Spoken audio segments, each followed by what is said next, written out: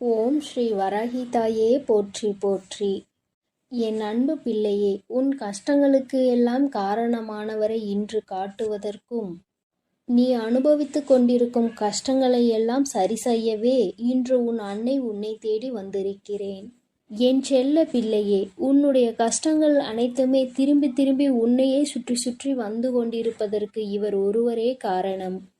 இவர் யார் என்ற உண்மையை நீ தெரிந்து கொண்டால் இனி உன் வாழ்க்கையில் கஷ்டம் என்பதே இருக்காது.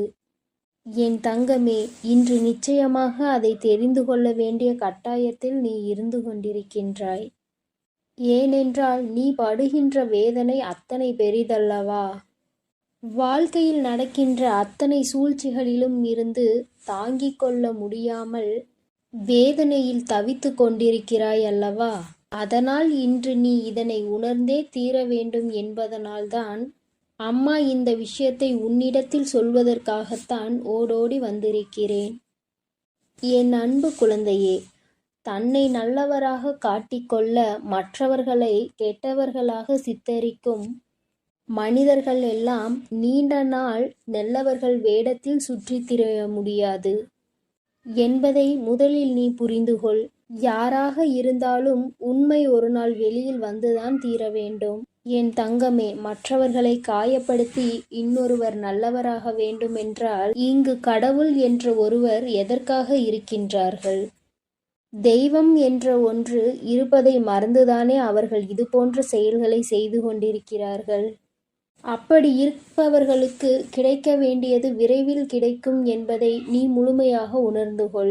மனிதன் கணக்கு போட்டு 6 மாடி வீடுகளை கட்டி கொண்டிருக்கிறான். ஆனால் கடவுள் அவர்களுக்கு 6 அடி குழியைதான் காட்டுகிறார் என்பதை நீ இப்பொழுது உணர்ந்து கொள்ள வேண்டும்.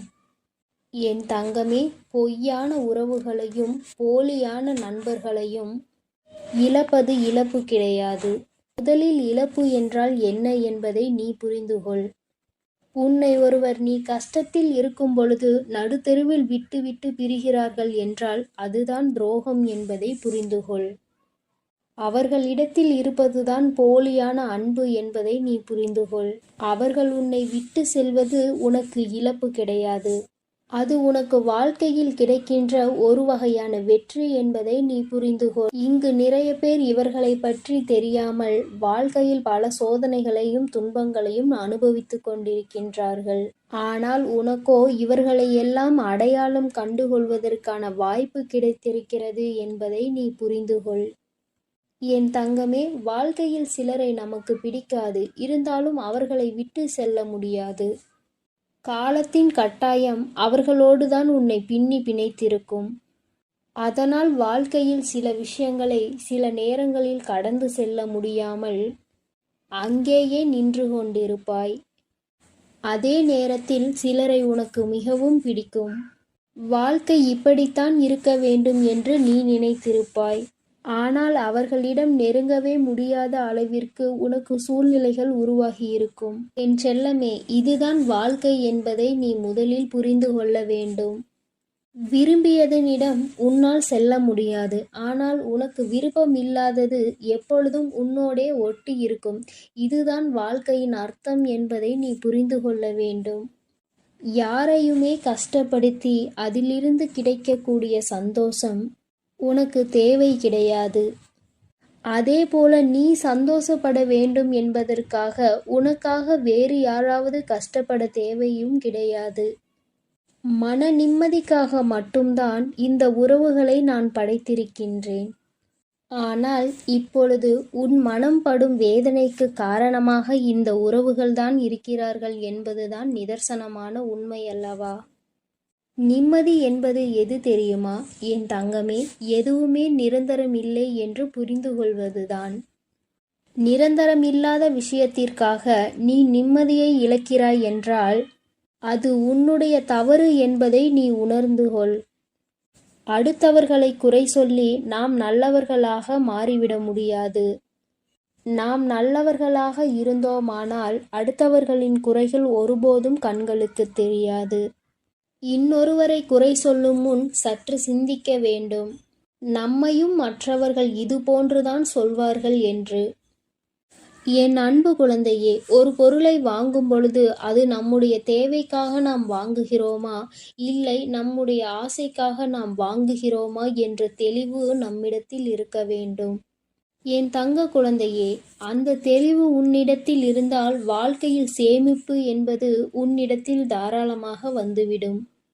ஒரே நொடியில் வாழ்க்கையின் உச்சிக்கு சென்றுவிட வேண்டும் என்று நினைப்பதுதான் இங்கு பல பிரச்சனைகளுக்கும் பல கஷ்டங்களுக்கும் காரணமாக இருக்கிறது. என் அன்பு பிள்ளையே, வாழ்க்கையில் நம் கையில் இருப்பதை வைத்து செலவு செய்ய பழக வேண்டும். உன் கையில் கொஞ்சம் பணம் இருக்கும்போது உனக்கு என்ன தேவையோ நீ அதை மட்டுமே வாங்க வேண்டும். அதை விட்டுவிட்டு மற்றவர்கள் என்ன வைத்திருக்கிறார்கள், என்னவெல்லாம் நாம் வாங்கிக் கொள்ளலாம் என நீ நினைப்பாயெனில், அடுத்த நேரம் அது கையிலிருந்து சென்ற பிறகு மீண்டும் அதனை நீ சேர்ப்பதற்கு படாது பாடுபட வேண்டும் என்பதை நீ புரிந்துகொள். என் தங்கமே, உன்னுடைய கஷ்டத்திற்கு யார் காரணம் என்று சொல்கிறேன் என்று சொல்லியிருந்தேன் அல்லவா? என் செல்லமே, உன்னை யாருமே காயப்படுத்துவதில்லை என்பதை நீ முதலில் புரிந்துகொள். தேவைக்கு அதிகமாக மற்றவர்களுக்கு நீ முக்கியத்துவம் கொடுத்து உன்னை நீயே காயப்படுத்திக் கொள்கின்றாய். உன்னுடைய காயங்களுக்கு காரணம் நீதான் என்று உன்னுடைய அம்மா நான் சொல்ல வருகிறேன். என் தங்கமே, உன்னை நீ காயப்படுத்திக் கொள்ள மற்றவர்களை நீ தேவையில்லாமல் பயன்படுத்திக் கொள்கிறாய் என்று நான் சொல்ல வருகின்றேன். அம்மா சொல்ல வருகின்ற விஷயம் உனக்கு புரிகின்றதா? என் தங்கமே, மனிதனுடைய இயல்பு இவ்வளவுதான் என்பது புரிந்துவிட்டது. மனிதர்களுடைய வாழ்வு இப்படிதான் இருக்கிறது என்பதை நீ இவ்வளவு நாள் வாழ்ந்த வாழ்க்கையில் தெரிந்து கொண்டிருப்பாய் அல்லவா? அவர்கள் சந்தோஷமாக இருக்க அவர்கள் யாருடைய சந்தோஷத்தையும் கெடுப்பதற்கு தயாராக இருக்கிறார்கள். இப்படிப்பட்ட மனிதர்கள் இருக்கும்போது நீ மற்றவர்களை நினைத்து உன்னை நீயே கஷ்டப்படுத்திக் கொள்கின்றாய். நீ அவர்களுக்கு கொடுக்கின்ற ஒவ்வொரு முக்கியத்துவமும் உன்னை மேலும் கஷ்டப்படுத்த தூண்டும் என்பதை மறந்துவிடாதே. உன்னுடைய ஒவ்வொரு காயங்களுக்கும் காரணம் நீதான் என்பதை புரிந்து கொண்டு, நீ படுகின்ற கஷ்டங்களுக்கு எல்லாம் காரணம் நீதான் என்பதை முதலில் தெரிந்துகொள். என் தங்கமே, அம்மா சொன்ன அடையாளங்கள் சரிதானா? உன்னுடைய கஷ்டங்களுக்கு காரணம் நீதான் என்பதை இப்பொழுதாவது புரிந்து கொண்டாயா? தேவையில்லாத எண்ணங்களை தூக்கி சுமப்பதும், இல்லாத நபர்களின் பேச்சுக்களை மனதில் எடுத்துக்கொள்வதும் மிகப்பெரிய தவறல்லவா? என் தங்கமே, யார் வேண்டுமானாலும் என்ன வேண்டுமானாலும் செய்துவிட்டு போகட்டும். உன்னை உன்னிடத்தில் இருந்து அசைக்க முடியாது என்ற நம்பிக்கையை நீதான் கொடுக்க வேண்டும். என் அன்பு பிள்ளையே, நீ செய்து கொண்டிருக்கும் செயலை யாராவது ஒருவர் குறை சொல்லிக் கொண்டே இருக்கிறார்கள் என்றால், நல்லது செய்ய வேண்டும் என்று நீ நினைத்தால் கூட அதை உன்னால் செய்ய முடியாது. என் அன்பு குழந்தையே, நீ நன்றாக இருக்க வேண்டும் என்று நினைத்தாலே சுற்றி இருப்பவர்களுக்கு அது பிடிக்காது. உண்மையாகவே உன் மீது நம்பிக்கையும் அன்பும் கொண்டவர்கள் உனக்கு உறுதுணையாக நிற்பார்கள். உன்னுடைய வாழ்க்கையில் நீ முன்னேற்றத்தை கண்டுவிடக் கூடாது என நினைப்பவர்கள் உனக்கு தேவையில்லாத சோதனைகளையும் குற்றம் குறைகளையும் சொல்லிக்கொண்டே இருப்பார்கள் என்பதை நீ முதலில் புரிந்து கொண்டால் போதும். என் தங்கமே, வாழ்க்கையில் பாசம் என்னும் எண்ணத்திற்கு முதலில் முக்கியத்துவம் கொடுக்காதே. இப்படி கொடுத்தால் ஒரு கட்டத்தில் நீ உன்னையும் உன் வாழ்க்கையையும் இழந்து விடுவாய். இந்த அனுபவம் இன்றுக்குள் உன் வாழ்க்கையில் கிடைத்திருக்க வேண்டும். அப்படி அனுபவம் கிடைக்கவில்லை என்றால் இனிமேலாவது இந்த மாதிரி விஷயங்களில் நீ சற்று கவனமாக இரு. என் தங்கமே, உடல்நிலை என்பது உண்பதால் பாதி, உழைப்பதால் மீதி. மனநிலை என்பது முதிர்ச்சியால் பாதி, மகிழ்ச்சியால் மீதி. அதனால் உன்னுடைய மனநிலையை நீ எப்பொழுதும் மகிழ்ச்சியால் நிரப்பி வைத்துக்கொள். உன்னுடைய உடல் நலத்தை நீ உழைப்பதனால் நல்லதாக தேக்கி வைத்துக்கொள். என் அன்பு பிள்ளையே, வாழ்க்கையில் நீ எப்பொழுதுமே புரிந்து கொள்ள வேண்டிய விஷயம் ஒன்று இருக்கிறது. நீ தெரிந்து கொள்ள வேண்டிய ஒரு வார்த்தை இருக்கின்றது. உன்னை யார் வேண்டுமானாலும் வாழ்க்கையில் ஒதுக்கி வைக்கலாம். ஆனால் நீ ஒதுக்கி வைக்க வேண்டிய விஷயம் என்னவென்று தெரியுமா? என்னால் முடியாது என்ற வார்த்தையை தான்.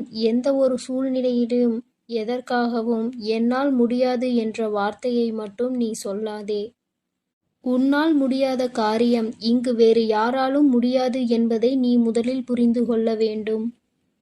எத்தனை முறை நீ வாழ்க்கையில் ஏமாற்றப்பட்டாலும் சரி, ஒருபோதும் அடுத்தவரை ஏமாற்றுவதற்கு நீ கற்றுக்கொள்ளாதே. அவரவர் பலனை அவரவர் அனுபவிப்பார்கள். நேர்மைக்கு என்றுமே மரணம் கிடையாது என்பதை நீ உணர்ந்தால் போதும். என் குழந்தையே, தவிப்பதை விட சில விஷயங்களை தவிர்த்து விடுவது உன் வாழ்க்கைக்கு மிக மிக நல்லது. அந்த விஷயத்திற்குள் நுழைந்து நீ அங்கே தவித்து கொண்டிருப்பதை விட அதை விட்டு தவிர்த்து நீ ஒதுங்கி செல்வதே மேல். என் குழந்தையே, இதையெல்லாம் வாழ்க்கையில் சரியாக பயன்படுத்துகிறவர்கள் எந்த நிலையில் இருக்கிறார்கள் என்பதை நீ புரிந்து கொண்டால், என்னுடைய செல்ல குழந்தைக்கு என்னுடைய அருளும் ஆசீர்வாதமும் முழுமையாக கிடைக்கும். நீ எதற்காகவும் இனி கவலைப்படாதே. உன்னோடு நான் இருக்கிறேன். நீ நல்லதே நினை, உனக்கு நல்லது மட்டுமே நடக்கும். ஓம் ஸ்ரீ வராகி தாயே போற்றி போற்றி. ஓம் ஸ்ரீ வராகி தாயே போற்றி போற்றி.